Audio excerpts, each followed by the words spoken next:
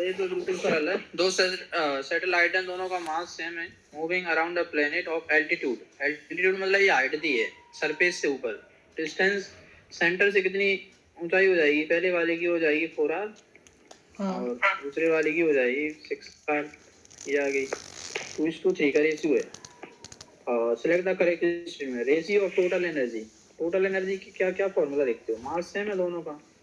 Total energy तुम्हें फॉर्मूले तो पता ही होंगे ना।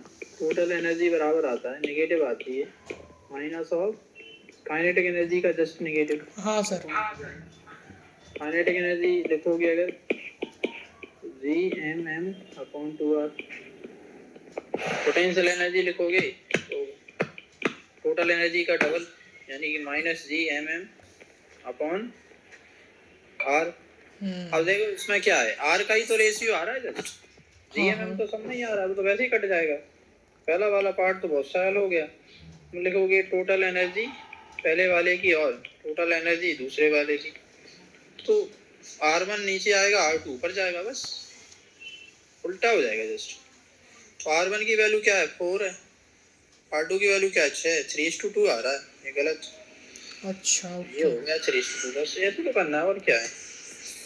तब तो सर ये बहुत ही सिंपल सभी एनर्जियों का रेशियो में r ही आएगा, क्योंकि जो कांस्टेंट है वो तो कट ही जाएगा वैसे भी। हाँ। चाहे काइनेटिक का पूछता तब भी यही आता, पोटेंशियल का पूछता तब भी यही आता, समझ गया। ठीक है। स्फेरिकल ब्लैक बॉडी है, रेडियस r है इसका, radiate power p। Power p को क्या लिखोगे तुम? सिग्मा a t की पावर 4। पावर दिया तुम्हें। तो पावर ये जो रेडिएट करते हैं वो क्या लिखते हो तुम? सिग्मा a इंटू t की पावर 4। ब्लैक बॉडी के लिए ठीक है, E1 हो जाएगा, sigma into a into T की पावर 4। याद आएगा। पावर को क्या लिखोगे तुम? dq/dt। हाँ। ये तो रेट ऑफ हीट लॉस होता है, dq/dt। क्या आ जाएगा? सिग्मा एरिया को 4πr² लिख दोगे, 4πr² और टेम्परेचर की पावर 4। याद आएगा यहाँ से। तो पूछ रहे हैं कि rate of cooling is r। Rate of cooling को क्या लिखते हो तुम? dq/dt को क्या लिख सकते हैं? -ms dt/dt। अच्छा, कूल हो रही है ना बॉडी। हाँ। कैलोरीमेट्री में पढ़ा हुआ ना, dq बराबर क्या होगा? ms dt। थोड़ा सा टेम्परेचर में चेंज आया थोड़ी हीट देने पर, तो dq/dt को क्या लिखोगे? ms d/dt। dq/dt ये रेट ऑफ हीट लॉस है, ये पॉजिटिव टर्म है, तो इसको भी पॉजिटिव बनाना है। टेम्परेचर तो डिक्रीज कर रहा है, तो उसको पॉजिटिव बनाने के लिए एक नेगेटिव साइन लगाओगे, ठीक है। इस वजह से माइनस आ रहा है, ठीक है। तो dt/dt क्या आ गया? Rate of cooling is r। इसी को तो r बोला है इन्होंने, मैं तो dt/dt लिख रहा हूँ इसमें। तो dt/dt क्या आ रही है यहाँ से वैल्यू सॉल्व करने से? माइनस ऑफ सिग्मा 4π t की power 4 upon specific heat capacity. Mass को क्या लिख सकते हो तुम? Density into volume, 4/3 into radius का क्यूब। ऊपर आ रहा है r की पावर 2। बताओ, ये पूरा पार्ट तो वैसे भी कांस्टेंट ही, तो क्या आ रहा है? 1/r आ रहा है ना, रेट ऑफ कूलिंग। हो गया, और क्या है? रेट ऑफ कूलिंग 1/r, ठीक है। और पावर एरिया के प्रोपोर्शनल, उसमें r² आ रहा है। मजा आ गया नहीं? ये तो पावर है, तो r² के प्रोपोर्शनल लेंगे यार। क्लियर है? सरल है बहुत।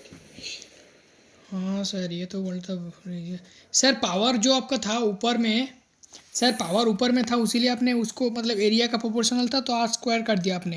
हाँ, तो एरिया ही तो r² आएगा। सर मैं बोल रहा था ये रेट ऑफ कूलिंग वाला का कुछ और मेथड है क्या सर? मतलब ये तो थोड़ा मतलब थोड़ा सर हर चीज है, तुम्हें सिंपल बताएंगे फिर कहोगे वो बताओ हार्ड। नहीं सर, एक बार वो भी बोल दीजिए सर। अरे rate of cooling dt/dt, temperature के चेंज होने का रेट। टेम्परेचर गिर रहा है, इसका फॉल कर रहा है, एनर्जी निकल रही है। याद होंगे ना तुम्हारा फॉर्मूला ये तो। dq/dt को तुम क्या लिखते हो? Net rate of heat loss. हाँ। क्या याद किया तुमने formula? Net rate of heat loss होता है sigma A temperature of body की power 4 minus temperature of surrounding की पावर 4। हाँ सर, ये तो कुछ दिया नहीं है तो बाय डिफॉल्ट तुम 0 लोगे, नहीं तो प्रोपोर्शनलिटी निकलेगी ही नहीं। अच्छा हाँ वैसे भी अगर ये कुछ भी टेम्परेचर दिया होगा तुम्हें, पर तुम्हें इन सब के डायमेंशंस हैं, उनके क्या प्रोपोर्शनल है पूछ रहा है। टेम्परेचर के प्रोपोर्शनल तो पूछ ही नहीं रहा, एरिया हाँ वगैरह का पूछ रहा है वो बस। तो ये रेट ऑफ हीट लॉस होता है। और रेट ऑफ कूलिंग का क्या याद किया तुमने, dt बाई dt। इसको लिखते हो ना तुम, minus of ms dt by dt। तो dt बाई dt में से ms तो डिवाइड में चला जाएगा, तो क्या बन जाएगा ये, सिग्मा ए अपॉन अच्छा ms। ये वही तो लिखा है, इसी को सिंपलीफाई कर लो, ठीक रिजल्ट मिल है जाएगा। सर, रहने दीजिए, ठीक? आगे बढ़िए। समझ आ गया? हाँ हाँ सर। अरे ये तो पता होगा, ये तो ट्रांसफर का भी क्वेश्चन है, यस यस। इसमें क्या दिक्कत है? सर इसको करना चाहिए क्या, मतलब बेसिक मैथ, क्या जी? बेसिक मैथ है क्या ये, डिफरेंशिएशन? डिफरेंशिएशन में टकरे हो, बताओ तुम। इसको कर दो ना डिफरेंशिएट। 3x² का डिफरेंशिएशन क्या होगा, x² का 3x², हाँ 3x² प्लस 3y प्लस 3 into y plus plus 3y²। 3 into x into d y by d x. Chain rule लगाओगे ना, product rule, plus 3y² into d y by d x बराबर क्या आ जाएगा, 0। बताओ आएगा या नहीं? ठीक सर है। किस में लगाया आपने इसको, मतलब चेन रूल मिडिल वाले में ना? अरे ये प्रोडक्ट रूल नहीं लगाओगे, अब प्रोडक्ट में है अच्छा दोनों तो चीज। सर ये बीच में तो आपने 3y³ होएगा ना? 3y² ही तो लिखा है। ये यहाँ पे क्या लिखोगे, इसको 3 को बाहर किया, एक बार x को बाहर लेकर के अच्छा हाँ हाँ हाँ ठीक ठीक। y को डिफरेंशिएट करोगे, प्लस एक बार y को बाहर लेकर के x को डिफरेंशिएट करोगे, तो वो तो बन ही आ जाएगा। Okay okay. कितना हो रहा है ये, 3x into d y by d x plus 3y, यही तो लिखा है। ठीक है। ठीक है।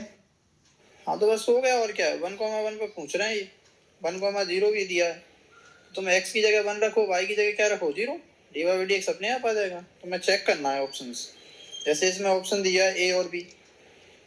देखो a और b तो एक साथ तो कभी हो ही नहीं सकते, हाँ क्योंकि कोई भी कोई ने कोई एक होगा। तो ये तो वैसे ही काट दो। b और d कह रहे हैं, b और d भी एक साथ नहीं हो सकते। a एंड c कह रहे हैं, a एंड c हो सकता है, b एंड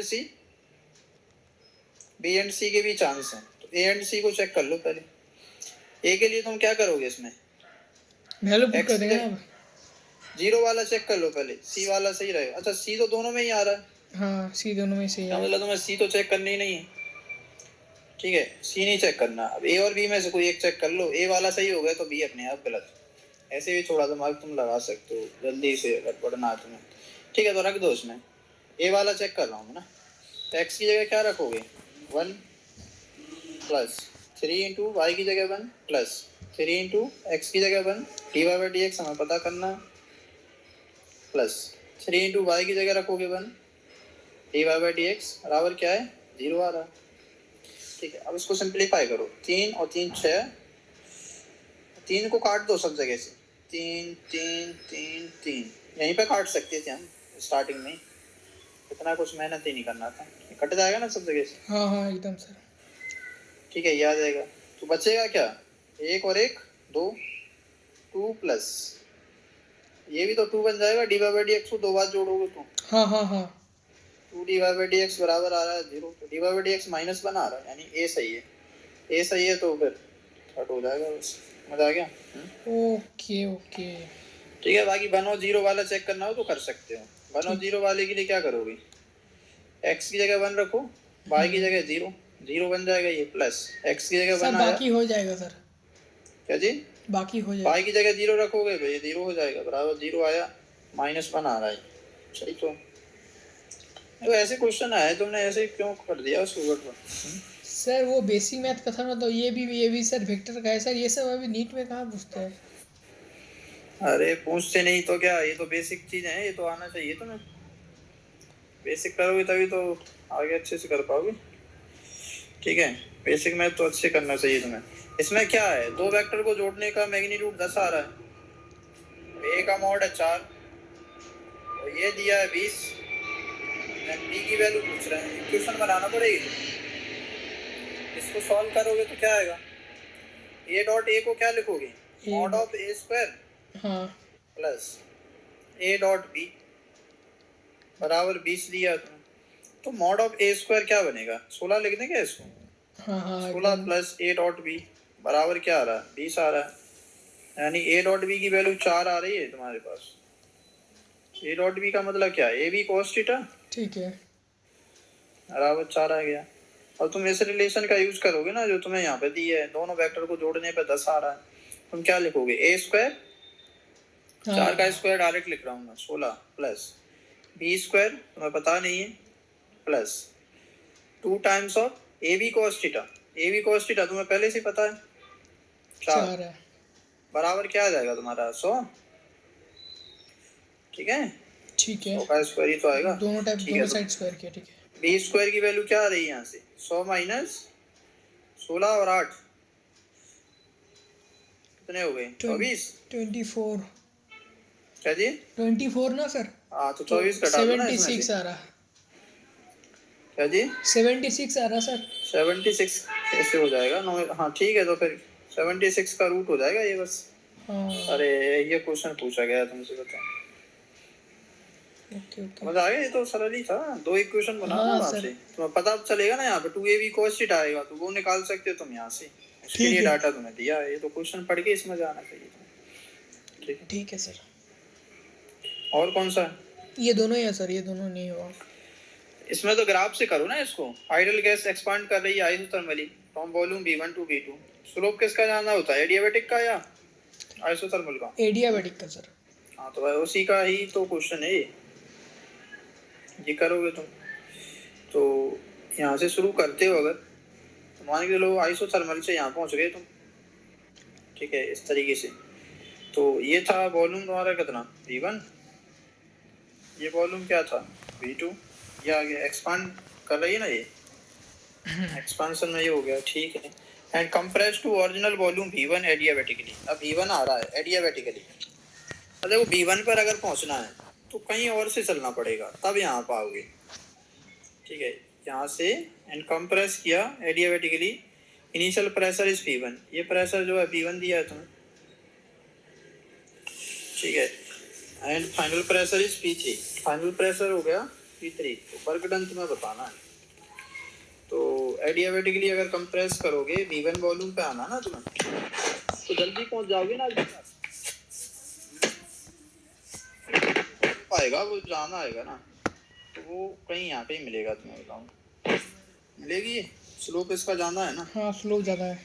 इसमें जाना चेंज आएगा ना प्रेशर में, हाँ सर।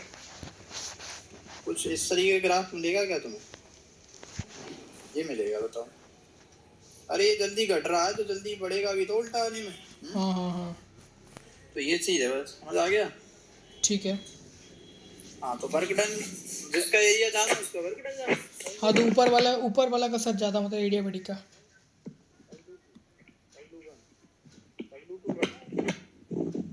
सेकंड वाली बड़ा जाना आ रहा है, work done is w, then तो वर्क डन क्या होगा ये पूछ रहे हैं, कंप्रेस करोगे तो वर्क डन नेगेटिव आ रहा है, क्या क्वेश्चन पूछा गया है बताओ, ये तो पता ही होगा ना, कंप्रेशन करोगे तो वर्क डन तो नेगेटिव ही आना है, तो बच्चों वाला क्वेश्चन पूछ लिया तुमसे, ये तो होगा ही नहीं, जीरो भी नहीं आ सकता, लेस देन जीरो, अब दो ऑप्शन बच रहे हैं, ठीक है यहाँ तक, और प्रेशर जाना आएगा क्योंकि ग्राफ ऊपर है, फाइनल प्रेशर जो आएगा तुम्हारा यही तो p3 है, अच्छा के ऊपर ही आएगा ना, लो सर आपका आवाज़ सही से नहीं आ रहा। अब सही है, हाँ भी सही है सर, बोल रहा है, मैं बोल रहा हूँ सर P3 कौन सा है सर इसमें, मतलब कैसा फाइनल वॉल्यूम है, फाइनल वाला जब कंप्रेस करके आ रहे हो, ये वॉल्यूम तो फाइनल प्रेशर तो अलग आएगा अच्छा ना, अच्छा अच्छा अच्छा अच्छा ओके समझ में आ गया। तो इसके ऊपर ही आएगा, उसीलिए मतलब उसका स्लोप ज़्यादा है तो उसका सर ऊपर जाएगा, और ऊपर जाएगा तो उसमें प्रेशर ज़्यादा ही बड़ा होगा। होगा बस, खत्म, ओहो मतलब ऐसे क्वेश्चन पूछे जा रहे हैं तुम कह रहे हो टफ आ रहे हैं, मतलब कुछ नहीं है, बहुत सरल है, बस थोड़ा बेसिक ध्यान रखो तो हो जाता सब। A brass disc is first fitted in a hole in a steel plate. Glass plate को कहाँ फिट कर दिया, स्टील की प्लेट में अंदर, the system must be cool to loosen the disc from the hole. अब तुम्हें उसको डिस्क को निकालना है उससे। तुम्हें सिस्टम को कूल कर रहे हो, देखो कूल करोगे तो क्या होगा, दोनों का ही टेम्परेचर वो घटेगा वॉल्यूम, या नहीं। एक छोटा सा होल था उसमें ये फंसा दिया मान के चलो, ये फंस गया एकदम, ये अभी तो निकलेगा नहीं, और तुम कूल करोगे इसको, ठंडा करोगे तो फिर निकल जा रहा है ये। इसका मतलब क्या है बताओ, कौन जान किसका वॉल्यूम ज्यादा कम होगा तब इसको निकाल सकते हो तुम। सर नीचे छोटे वाला का। हाँ तो ये जल्दी जल्दी घट रहा होगा, यानी इसका अल्फा क्या होगा जाना। बताओ टेम्परेचर बढ़ाने पर दो ऑब्जेक्ट हैं, एक अल्फा 1 अल्फा 2। टेम्परेचर बढ़ाने पर अगर अल्फा 1 अल्फा 2 से बड़ा हुआ तो इसके डायमेंशंस ज्यादा बढ़ेंगे। अच्छा, अगर टेम्परेचर घटाओगे तो कौन जल्दी छोटा होगा, यही जल्दी छोटा होगा बताओ। हाँ ये तो मतलब हुआ जो जल्दी बढ़ रहा है वो जल्दी कम भी होगा। ठीक ठीक। ठीक है, हाँ शॉर्टकट लेते हैं उनके साथ ऐसा ही। ठीक है, तो हो गया बस, और क्या है। तुम्हें कूल करना है, यानी कि ये जल्दी ठंडा होना चाहिए, जल्दी गिरना चाहिए, इसका चेंज, इसमें ज्यादा चेंज आना चाहिए डायमेंशंस में। मतलब सर चेंज आएगा यानी इसका अल्फा ज्यादा होगा। हाँ, मतलब ब्रास का अल्फा ज़्यादा होगा। कैसे? मतलब सर ब्रास का अल्फा ज़्यादा होगा स्टील से। अरे जो फंसा है उसका अल्फा ज्यादा होना चाहिए। हाँ तो बस। ब्रास ही तो फंसा जो है। भी, हाँ जो भी हो, समझ आ गया तुम्हें है नहीं। ठीक है, ओके। तो बस उसके अकॉर्डिंग कर दो आंसर, आ गया हाँ आंसर? हाँ नहीं हाँ सर। और कुछ पूछना है इसमें? नहीं नहीं नहीं पूछना है सर। चलो ठीक है, नेक्स्ट आगे बढ़ते हैं। देखो ये वाला क्वेश्चन तो वैसे तुमने किया हुआ तुमने कई बार। cos थीटा की वैल्यू 2/3 आती है ना इसके लिए। हाँ ये वाला समझ मतलब भूल ही गया था पूरा, रिवाइज नहीं था तो। cos थीटा अगर 2/3 है फिर तो तुम डायरेक्ट ही लिख सकते हो ना इसको। याद है cos थीटा? एकदम एकदम सर एकदम, ये याद है। हाँ तो 2/3 होता है ना, या sin थीटा तो नहीं होता ना? नहीं नहीं नहीं, cos 3 होता है। ठीक है, वो एंगल कहाँ से लिया जाता है, वर्टिकल से या हॉरिजॉन्टल से? यही वाला ही तो भूल ही गया था सर, मतलब पूरा मेरे को बस cos थीटा बराबर वो याद है सर अभी भी। अरे तो वहीं से तो हो जाएगा बस। तुम्हें जो चीज़ें पता है उन्हीं को लगाना, तुम्हें नया कुछ नहीं करना है। तो लगा दो ना, cos थीटा 2/3 कहाँ से आता है, ऊपर से ही आता है ना वो एंगल। अच्छा ठीक है या नहीं आता, पूछ रहा हूँ मैं तुमसे। सर, मेरे को ये एंगल वाला पता ही नहीं है सर, मतलब अरे अभी तो तुम कह रहे हो याद है, अब कह रहे हो कि नहीं, एंगल कहाँ से लेता है वो वाला याद नहीं है, बस ये cos थीटा का वैल्यू पूछा पता है मेरे को 3/2। आधा अधूरा ज्ञान रखोगे तो कैसे काम करेगा। सर cos थीटा का वैल्यू 2/3 होता है या 3/2? cos थीटा 3/2 कैसे हो जाएगा? 2/3 cos थीटा की ना, वैल्यू 1 से अच्छा बड़ी हाँ तो हो ही नहीं सकती। हाँ, ये सही है, बताओ, सही है सही है। लॉजिक तो चलो ना। हम्म। चीजें हैं जो है। 2/3 ठीक है, हाँ तो 2/3 ये ऊपर से आता है या नीचे से? ऊपर से आना चाहिए। अगर ऊपर से आएगा तो ये वाली वैल्यू क्या लिखोगे तुम, ये रेडियस r, हम्म, ये वाली हाइट क्या हो जाएगी, r का आर cos का cos थीटा। प्लस r जोड़ दो इसमें, फाइनल हाइट तुम्हारी क्या हो जाएगी, h बराबर r प्लस अरे शाबाश। r cos theta. r को ले लो common, into 1 plus cos theta, इसकी वैल्यू को डाल दो, r की वैल्यू 1.8 इंटू 1 प्लस 2/3 कितना हो जाएगा ये? 5/3 और इधर 3 से 3 का 0 में 3 आ गया सर। समझ आ गया? हम्म, आ जाएगा। ये तो बहुत आसान क्वेश्चन था सर।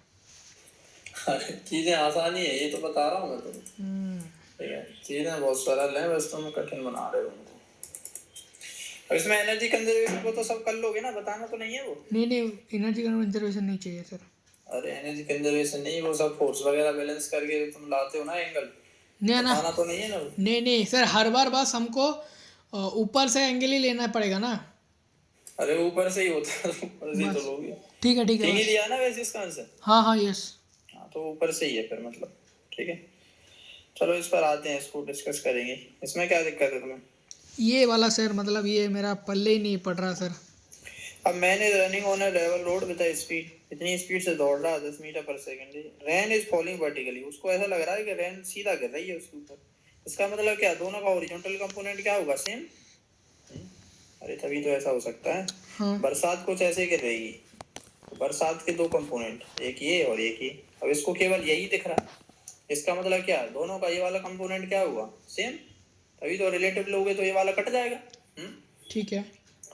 तभी तो आदमी यहाँ है, बरसात यहाँ गिर रही है, कुछ देर बाद आदमी यहाँ पहुंचेगा, बरसात यहाँ जाएगी, कुछ देर बाद आदमी यहाँ पहुंचा, बरसात यहाँ, एक कुछ देर बाद गिर गई इसके ऊपर, तो इसको तो ऐसा लगेगा ना कि इस डायरेक्शन में तो चल ही नहीं रही बरसात। वही चीज तो हो गई। ये तो जानते हो ना इतना या नहीं? तो ये वाला कंपोनेंट कितना आ गया रेन का? 10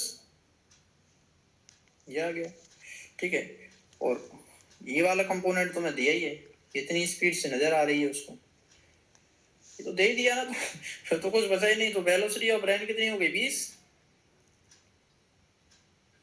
20 आ गई वेलोसिटी ऑफ रेन। अब वो कह रहा है run in the opposite direction, अब उल्टा दौड़ रहा है।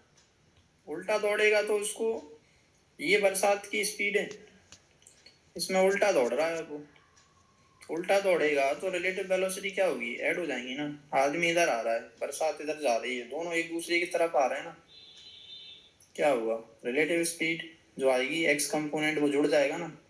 Then the speed of the rain relative to him, rain की स्पीड उसको कितनी दिखाई देगी? ये वाले कंपोनेंट जुड़ गए। हाँ। क्या दिखाई देगा उसको? Velocity of rain with respect to the man जो दिखाई देगा उसको लगेगा बरसात 20 से आ रही है। हाँ 20 से आ रहा, और -10√3 देखिए कितना आ जाएगा आंसर? 400 और 300, 700 का रूट हो जाएगा। समझ आ गया? सर एक बार फिर से एक बार छोटा सा करके समझा दो क्या सर? क्या छोटा? एक बार ब्रासिंग कर दीजिए बस। ब्रश है ही नहीं तो ब्रशिंग कहाँ से करते? हाँ ब्रश है आपके पास। अरे तुम यहाँ पे ऐसे तो लिखोगे velocity of rain with respect to man, क्या लिखोगे? सर ये सब मत करिए सर, ये सब मेरे को एकदम बहुत तंग करता है ये रेन फैन करके।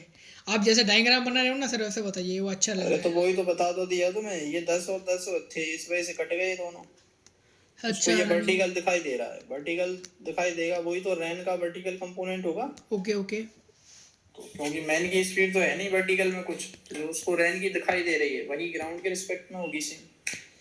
हाँ तो सर आपने 200 वाला कैसे कर दिया? मतलब वो दोनों का रूट लेके ना, मतलब रिजल्टेंट क्या 200? ये 200 मीटर 200 बोल रहे, सॉरी सर, मतलब 20 मीटर पर सेकंड, ये वाला आपने रिजल्ट। 300 और 100 कितने होंगे? 400 का रूट 200 ही तो आएगा। ठीक है, या करो कैलकुलेशन, ठीक है। हाँ वही बोल रहा हूँ। और उसके बाद इन्होंने बोल दिया अपोजिट चल रहा है, तो उसको दोनों आप रिलेटिव ऐड कर दिया और उसके बाद कर दिया, ठीक है। इसमें क्या है? अरे इसमें डायग्राम बनाया करो तब होंगे तुमसे सो। एक प्लेयर ने बॉल को किया एट अ स्पीड 20 मीटर पर second so that horizontal range is maximum, यानी कि 45 डिग्री पे फेंका हुआ। क्वेश्चन को पढ़ के ही डाटा निकालना है। Another player 24 metre away in the direction of kick, जिधर फेंका है उसी डायरेक्शन में था, start running in the same direction at the same instant of hit, जब इसने मारा बॉल को उस समय उसने दौड़ना शुरू किया। 24 मीटर पर खड़ा है अभी ये। हाँ। और ये उसको पकड़ना चाहता है, जस्ट ग्राउंड पे पहुंचे उससे पहले पकड़ ले, तो कितनी स्पीड से उसको दौड़ना चाहिए ये पूछा है। अरे ये तो सिंपल हो गया, जितनी देर में बॉल ग्राउंड पे गिरेगी तभी तो ये पकड़ पाएगा, या हवा में होगी बॉल तो पकड़ लेगा? नहीं जब गिरेगा तभी पकड़ेगा ना। हाँ तो तभी तक आदमी को यहाँ पहुंचा दो, बस खत्म। आदमी यहाँ होगा, आदमी को यहाँ से यहाँ तक आने में जो समय लगेगा उसको ही उतना ही बॉल को यहाँ से यहाँ तक पहुंचने में लगना चाहिए। लेकिन सर सेम डायरेक्शन बोला है ना? क्या सेम डायरेक्शन? जिधर की another player 24 metre away in the start running in the same direction, मतलब जिधर किक किया है उधर दौड़ेगा ना सर, मतलब राइट लेफ्ट टू राइट। अरे वो इतनी दूरी पे था 24 metre in the direction of kick, इसी डायरेक्शन में तो किक किया है, इधर ही तो था ये 24 मीटर। हाँ उधर ही था। हाँ तो कर तो दिया 24 मीटर, अब पकड़ना है तो दूर भागेगा या पास में आएगा? अच्छा मतलब रेंज उससे कम होगा, ये कैसे पता चलेगा सर मेरे को? अरे रेंज तो तुम निकाल के चेक करोगे ना एक बार, हो सकता है दूर भी जा रहा हूँ। अच्छा रेंज का मैं कौन सी बड़ी बात है, यू स्क्वायर दूर चल जाएगा, sin 2 थीटा तो 90 आ जाएगा, yg 40 आ रहा सर। क्या जी? 40 आ रहा था। तो 40 आ रहा है, मतलब ये कहीं यहाँ होगा कहीं। हाँ वही मैं बोल रहा था। चेंज कर दो इसको, यहाँ से यहाँ तक कितनी दूरी चलना है? 14 16? हाँ 16 16 चलना है इसको, ये आ गया 40। ठीक है, और दोनों के समय को बराबर कर दो, बस खत्म काम। दोनों को टाइम क्या कर दो बराबर, इसका टाइम ऑफ फ्लाइट तो तुम निकाल ही लोगे ना। जितना इसका टाइम ऑफ फ्लाइट है उतने ही टाइम में इसको 16 डिस्टेंस कवर कर लेना है। क्या लिखोगे, इसको चलना है 16 बराबर कितनी स्पीड से चलेगा पता नहीं है, टाइम ऑफ फ्लाइट के बराबर। टाइम ऑफ फ्लाइट की वैल्यू तो निकाल ही लोगे ना, कितनी आई टाइम ऑफ फ्लाइट। 2u/g। अरे 2u साइन थीटा हाँ भी तो आएगा। यस यस, मतलब वो साइन वाला, मतलब वाई वाला कंपोनेंट लेके। इससे ये गया, हो गया बस 700 का 16, 4 4√2 4√2 आ रहा है। भाई। क्या 2√2 ये तो आसान था, ये भी तो आसान था सर, मतलब थोड़ा इंटरप्रेट नहीं कर पाया। तो सभी यही तो कह रहे हैं कि सब कुछ आसान है, मन नहीं कम घबरा रहे हो उसमें। सही ठीक है, बच्चों वाले क्वेश्चन है इसमें। अरे ये तो उसने तो बताया था तुम्हें। नहीं तो सर। चलो ठीक है, देखो बैलून मास है ये नीचे की तरफ आ रहा है, कितने एक्सेलरेशन से, ए से, ए की वैल्यू लेस देन जी है, मतलब कोई ना कोई इस पर रिटार्डिंग फोर्स लग रहा होगा ना, तभी तो इसका एक्सेलरेशन जी से कम आ रहा है। नहीं तो ये कितने एक्सेलरेशन से गिरता, जी से गिरता। फोर्स लग रहा है mg, कोई ऊपर की तरफ फोर्स आ रहा होगा, पता नहीं है, हमें उसको मान लो कुछ है अपने मन से। न्यूटन्स लॉ लिख दो, क्या लिखोगे, mg माइनस एफ बराबर एम ए, पहली इक्वेशन। ठीक है, अब कह रहे हैं कि हाँ, कितना मास इसमें से तुमने निकाल लिया कि ऊपर जाने लग गया, ए एक्सेलरेशन से ऊपर जाने लग गया, मतलब ऊपर की तरफ अभी भी फोर्स ये वाला जो लग रहा है ऊपर ही लग रहा है अभी भी। ठीक है। हाँ तो ऊपर लगा दो एफ ऊपर, ये जो मान के चलो तुम जो फाइनल मास बचा है वो m1 बचा है। हाँ ठीक है, कुछ निकाल लिया, अब न्यूटन्स लॉ दोबारा से लिख दो, और क्या है, F बराबर m1g हो जाएगा। हाँ अरे ये नहीं, f माइनस m1g बराबर m1 इंटू ए, ये लिखोगे ना। तो यहाँ से f का वैल्यू पुट कर देंगे क्या, जोड़ दो दोनों को, पुट क्या करोगे, जोड़ दो ना, plus F minus F cut जाएगा, क्या आएगा, mg माइनस m1g बराबर m1 minus m1 plus m into में m a प्लस m1 है। हाँ यहाँ से तुम m1 की वैल्यू निकाल सकते हो ना, m1 वालों को एक तरफ ले लो, हाँ m सर। इंटू जी माइनस ए बराबर क्या आ रहा है, m1 इंटू जी प्लस ए। ठीक ठीक। फाइनल मास m1 कितना आ रहा है तुम्हारा, m इंटू जी माइनस ए अपॉन जी प्लस ए, ये तो फाइनल मास है। अब उसने पूछा है कितना निकाल लिया इसमें से, m में से इसको माइनस कर दो, m माइनस ये कर लेंगे ना, m माइनस m1 कर दो, बस कितना आ जाएगा, m को कॉमन ले लो, 1 माइनस जी माइनस ए अपॉन जी प्लस ए, कितना बचेगा, ये आएगा 2a अपॉन जी प्लस ए। अच्छा यार ठीक है सर, ये अच्छा क्वेश्चन था, अरे क्या अच्छा था, मतलब मेरे स्टैंडर्ड के हिसाब से। आपको आप तो सर मतलब सारे आपको कुछ बताओ इसमें क्या है। सर ये चारों एक बार समझा दो ना सर। अरे चारों क्या समझोगे तुम, मैकेनिकल इक्विवेलेंट ऑफ हीट का मतलब है पूरी पूरी हीट तो एनर्जी में कन्वर्ट होती नहीं है, कुछ हीट ही होगी ना जो एनर्जी में कन्वर्ट होगी, अच्छा उसी को मैकेनिकल इक्विवेलेंट ऑफ हीट कह रहे हो। जैसे मान के लो 100 जूल से तुम्हारे पास 100 कैलोरी हीट है, उससे तुम वर्क कर सकते हो केवल 80, मैकेनिकल इक्विवेलेंट क्या हो जाएगा इसका, 80 अपॉन 100। हाँ हाँ ठीक है, तो बस हो गया, वही तो लिखा है, वर्क डन अपॉन हीट। अच्छा दोनों का डायमेंशन तो सेम होगा, ठीक है। अब ये के वाला तो सर ठीक है, कोएफिशिएंट ऑफ थर्मल कंडक्टिविटी, ये तो सर ठीक है, एल क्या बाई ठीक है, एल बाई एक करके करते हैं, क्या एल बाई डी के डी के क्यू बाई डी के D T by d x करते हो ना, फूरियर्स लॉ हाँ ऑफ हाँ हीट वही तो, कंडक्शन। यही बोल रहा था सर मैं, एल बाई मतलब हाँ, रेजिस्टेंस का बोल वैल्यू, रहे थे। रेजिस्टेंस का वैल्यू सर एल बाई ए के होता है ना। हो जाएगा ना, तो ये हाँ हाँ ये वाला हो जाएगा, लेकिन इसका नीचे वाला एंट्रोपी तो सर हो जाएगा केमिस्ट्री का है ना ये तो, ठीक है। और ये स्टीफन स्टीफन कांस्टेंट ये भी हो जाएगा। अरे ये तो अभी बताया तो था, पावर हाँ sigma A R D Q by T delta की टी। पावर 4। हाँ हाँ ये वाला सर हो गया था सर, थर्मल रेजिस्टेंस वाला एल बाई ए के से अरे ये तो आर हो जाएगा, बराबर एल अपॉन के, एल अपॉन के, फिर और के का डायमेंशन बैठा देंगे तो हो जाएगा। के का तुम्हें पता नहीं है ना, पर उससे बढ़िया तो तुम ये लिखो ना। तुम क्या लिखते हो? Heat current D Q by D T. एक मिनट।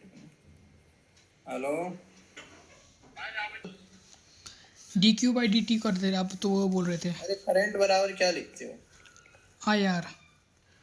टेम्परेचर डिफरेंस अपॉन हाँ रेजिस्टेंस ना। Yes yes yes D yes Q by yes. D तो पावर है। पावर को तुम क्या लिखोगे? M1 L2 T-3। T-3 sir. तो हाँ थर्मल रेजिस्टेंस आ जाएगा ना यहाँ से। टेम्परेचर का तुम्हें पता बस ही है, बस हो गया पूरा ख़त्म। वही हो जाएगा। उड़ा और दिए कुछ? सर मतलब। हम्म, वही तो वो एक क्वेश्चन बच गया।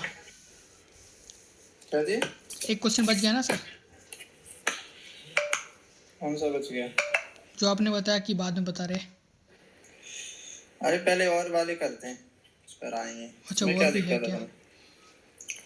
Particle with total energy E is moving in potential energy region UX. Motion of the particle is restricted है उसका मोशन, हाँ ठीक है ना, टू द रीजन। रिस्ट्रिक्ट कब होगा उसका मोशन? रेस्टिक का मतलब समझ ही नहीं पाया मैं तो इसको। अरे रिस्ट्रिक्ट का मतलब ये है कि वो वहीं रह सकता है और कहीं नहीं जा सकता। अच्छा हाँ सुन। क्या होगा वो बताओ? अरे तुम टोटल मैकेनिकल एनर्जी को क्या लिखते हो? Kinetic energy plus potential energy. हाँ, K प्लस यू। सर दूसरा कलर लीजिए ना, इसको एकदम सौ नहीं होता है अच्छे से। अरे क्या कलर ले यार, कलर बचे ही नहीं है। येलो कलर ले लीजिए, येलो। हाँ ये भी येलो, ये भी हाँ चाहिए। येलो, येलो है ही नहीं इसमें। यही तो येलो है। अरे येलो पूरा येलो थोड़ी है। नहीं नहीं, ये अच्छा चमकेगा सर ब्लैक के चलो ऊपर। ठीक है। यहाँ पे K बराबर क्या लिखोगे तुम? Mechanical energy minus potential energy. हाँ अब किसी भी पार्टिकल की काइनेटिक एनर्जी तो कभी नेगेटिव नहीं हो सकती ना। नहीं होगा ठीक है। Kinetic energy always greater than और इक्वल टू जीरो। यहाँ से क्या कहोगे तुम? मैकेनिकल एनर्जी को इन्होंने E बोला है। E is always greater than और इक्वल टू U। किसी भी पार्टिकल की पोटेंशियल एनर्जी कभी भी मैकेनिकल एनर्जी से ज़्यादा नहीं हो सकती। ये तो तुम्हें बताया होगा ना, थ्योरी में लिखवाते हैं एक पॉइंट, ये यहीं से तो आता है। कोई बड़ी बात है क्या? मैं कहीं सबसे ज़्यादा होता है यहाँ, ये तो सही बात है सर। यही तो बताया ना तुम्हें, मतलब पार्टिकल इसी रीजन में रह सकता है और नहीं जा सकता। अच्छा अगर किसी रीजन में पोटेंशियल एनर्जी मैकेनिकल से जाना है, मतलब उसमें पार्टिकल जा ही नहीं पाएगा। ओके, मैंने मतलब सबसे टोटल एनर्जी सबसे ज़्यादा रहेगा, ये तो नॉर्मल बात है। समझ आ गया? नहीं तो motion of particle restricted to the region, इस रीजन में रिस्ट्रिक्ट हो जाएगा जिसमें ये कंडीशन सेटिस्फाई होगी। ओके तो ये हो जाएगा बस, खत्म। और क्या है? अरे ये तो क्या ही था कुछ, पता नहीं बताओ। था ये वाला सर। क्या नहीं पता था? तुम्हें पता होना चाहिए ना ये सब। अब लिख लेंगे इसको, क्या थी? नोट कर लेंगे सर। अरे नोट तो करोगे तुम। और कुछ? नहीं नहीं उसमें नहीं, इसमें बताइए। पार्टिकल का मास है moving horizontal circle of radius of uniform speed v move in from one point to another diametrically opposite point, its kinetic energy changes. अरे इस कांस्टेंट स्पीड है तो काइनेटिक एनर्जी कहां से चेंज हो जाएगी? ये गलत। मोमेंटम डज नॉट चेंज, बिल्कुल गलत। मोमेंटम चेंज नहीं होगा क्या? चेंज होएगा। कितना आएगा चेंज इन मोमेंटम? तुम्हें भी इतना सोच रहे हो तुम? अरे अभी इधर जा रहा होगा, डबल अभी तक होएगा जाने ना, लग गया। डबल 2 mv का चेंज आएगा। डबल ही तो होएगा। हाँ ये तो गलत है ना। अरे ये तो गया, तुम और क्या करोगे? अच्छा क्या क्वेश्चन पूछे जा रहे हैं बताओ, मतलब शर्म आ रही है इनको करने में। बताओ समझ आ गया? नहीं लैंग्वेज को पकड़ नहीं पा रहे सर मतलब। अरे तुम क्यों नहीं पकड़ पा रहे हो? सिंपल ही तो था, उसमें क्या है इतना? हाँ सर कुछ तो सिंपल नहीं लिखा था दो। सर। डायमेट्रिकली ऑपोजिट का मतलब एक बार। डायमीट्रिकली नहीं जानते हो क्या तुम? डायमीटर के जस्ट अपोजिट। जैसे यहाँ अच्छा है, इसका डायमीटर तो यही बनेगा हाँ, ना, डायमीटर यहाँ तो ये से पास बनेगा। होते हुए। डायमेट्रिकली अपोजिट तो बहुत सारे पॉइंट हो सकते हैं, जैसे यहाँ पर है अभी, तो ये पहुँच गया। ये दोनों कैसे पॉइंट हैं? Diametrically opposite points. हाँ ये दोनों भी कैसे हैं? Diametrically opposite. तो ऐसी लाइन होना, डायमीटर तो सेंटर से पास होता है ना, हाँ हाँ वो है इसका मतलब। समझ गया सर। अब particle of mass 10 gram move around a circle of radius with a constant tangential acceleration. Equation of motion लगा सकते हो तुम इसको। What is the magnitude of this acceleration? The kinetic energy becomes equal. Kinetic energy ये हो गई, क्या लिखा है ये? 8 × 10⁻⁴। Joule by the end of the second revolution after the beginning of the motion. दूसरा चक्कर लगाने के एंड पर, end of the second revolution कितना दूरी चल जाएगा ये? 2 इंटू 2 पाई आर, ठीक है। 4 पाई आर चल गया। फाइनल काइनेटिक एनर्जी दी है तुम्हें, initial speed is 0, final speed क्या लिखोगे तुम? 2as बराबर v² माइनस u²। इसमें कौन सा एक्सेलरेशन होता है? 80 वाला। हाँ, टेंजेंशियल। अब तो v² तो तुम्हें दिया है ना क्वेश्चन में। कितना था काइनेटिक एनर्जी उसका? दी है, मतलब v² दिया है, मास दिया है तो हाँ हाँ, तो हाफ एम बी स्क्वायर को क्या लिख सकते हो तुम? आप स्क्वायर का तो वो जो जूल दे रखा है ना सर। अरे हाफ लिखोगे, m लिखोगे, v² को ये रख दोगे ना तुम, 2 इंटू 80 इंटू s, हाँ, वो भी तो हो जाएगा। हाँ, 2 से 2 गया तो क्या आ रहा तुम्हारे पास? m into 80 into s। अरे ये तो वर्क डन हो गया ना। Force into work done displacement. बराबर चेंज इन काइनेटिक एनर्जी। ऐसे सीधे ही कर देते इसको तो। काइनेटिक एनर्जी को ऐसे लिख दो। अब तुम्हें क्या क्या पता है इसमें? सब कुछ पता है, बस ये नहीं पता। नहीं कर पाओगे यार। हाँ, कर पाएंगे सर अब। अरे ये तो था बस। सरल है या कठिन? सरल ही है और क्या। फिर चलो ये और रह गया आखिरी का आज के लिए। इसको सर थोड़ा छोटा करिए सर पहले, और आप स्क्रीन छोटा ही तो है, और क्या और छोटा छोटा करिए। करोगे? हाँ हाँ, इतना छोटा करिए आप। अब सर जूम करके बताइए सर इसको। क्योंकि अभी लिखने में ना सर इसमें बहुत जगह लगेगा। चलो ठीक है, क्या दिक्कत आ रही तुम्हें इसमें? सर आप एक बार इसको समझा दीजिए सर। कौन आ रहा है कौन बार? आ रहा है? पता नहीं सर, मिल्क मैन आएगा शायद। नहीं ना, मुल्ला वगैरह तो नहीं है कोई ना। Physics lab student is performing experiment with resonance tube to find the speed of the sound and its end correction. End correction और स्पीड फाइंड करना है। हाँ, मिल्क मैन आ रहा है, मिल्क वूमन तो नहीं आ रही। पता नहीं सर, ओवन नहीं आएगा। क्या? मिल्क मैन ही होने लगे। For this use resonance tube. Resonance tube use कर रहा है जिसकी लंबाई 120 दी है तुम्हें। हाँ When the length of the air column in the tube, जो एयर है वो 16 तक भरी है, और दूसरी बार कब तक भरी है? 50 तक। हाँ तो बचे हुए में क्या होगा? पानी। हाँ He obtained first and second resonance respectively। पहला रेजोनेंस 16 पे, दूसरा मिलेगा 50 पे। While a tuning fork की फ्रीक्वेंसी दे रखी है 500 हर्ट्ज, ये sounded just above the tube. ठीक है, चलो बढ़िया है भाई, इतना ही दिया और क्या तुम्हें। डायग्राम बना लो ना इसका, देख लो मिल्क में। ওমা, আরে কে এসছে দেখো।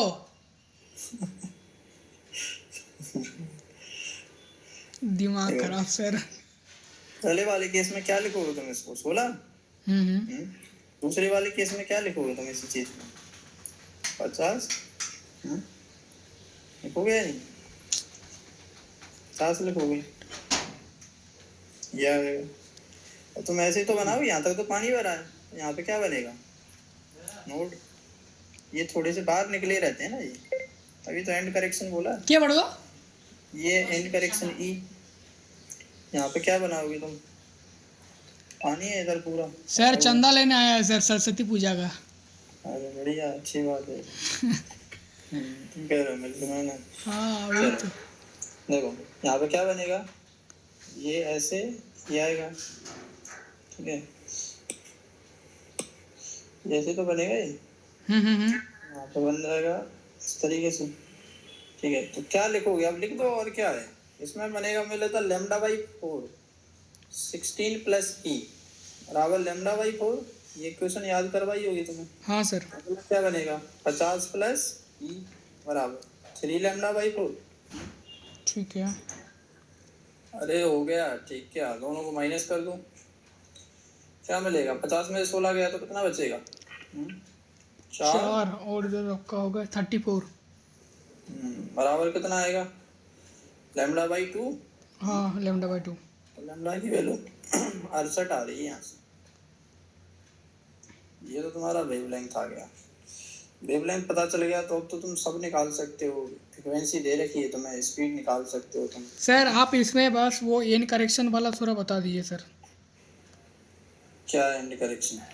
वो ई जो ई का वैल्यू कितना आ रहा है? अरे ये थोड़ा ई के लिए तो लैम्डा को रख दो ना इसमें। अरे दो इक्वेशन दो वेरिएबल, ये तो बचपन में सीखा होगा ना तुमने। अच्छा ठीक है सर, अब हो जाएगा सारे पूरा सब, बाकी में निकाल लिया था सर उसमें। अरे इसको याद ही रखो ना तुम, ये फॉर्मूला डायरेक्ट याद रखवाते हैं। पहले वाले केस में लेंथ L1 है, L1 प्लस ई बराबर क्या होगा, लैम्डा बाई 4। L2 प्लस ई, दूसरे वाले केस में लेंथ L है, इसमें क्या आएगा, लैम्डा बाई 3 लैम्डा बाई 4। तो तुम्हें याद रखवाते ये हैं कि L1 माइनस L2 जो होगा हाँ किसके बराबर आता है, डायरेक्ट लैम्डा बाई 2 के बराबर। बताओ, ये पता होता तो तुम लैम्डा एक लाइन में निकाल सकते थे। ठीक है, अब इस L1 माइनस लैम्डा बाई 2 आ गया। दूसरा, अगर तुम दोनों इक्वेशन को क्या कर दो, इसमें 3 से अब तुम्हें एंड करेक्शन निकालना है ई। हाँ, उसको बैठा देंगे उधर तो हो जाएगा ना सर। 3 का मल्टीप्लाई करा दो इसमें, 3 ही करा दिया, 3 ही करा दिया, दोनों को माइनस कर दो, क्या मिलेगा तुम्हें, 3 times of L1 minus L2 बराबर अच्छा। और क्या मिलेगा तुम्हें, वो तो plus sir 2e L2 plus ई हो जाएगा ना। प्लस 2e बराबर। हाँ ये भी कर लो।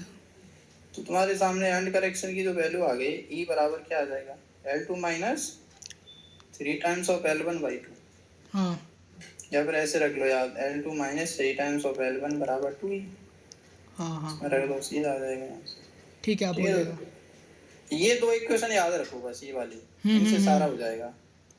दोनों को माइनस कर दोगे तो लैम्डा आ जाएगा, लैम्डा को रख दोगे तो ये आ जाएगा। सर एक बात नहीं, बताओ नहीं, आपको, जैसे कि आपने पहले लैम्डा को निकाला ना सर दो इक्वेशन से, फिर आपने हाँ। बताया कि उसको उधर बैठा देंगे तो आंसर आ जाएगा।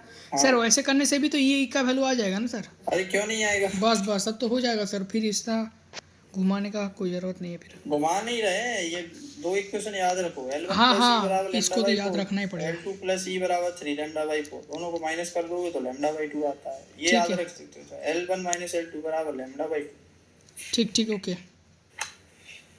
ठीक है, बस हो गया, और क्या, और कुछ नहीं हो गया शायद, एक बार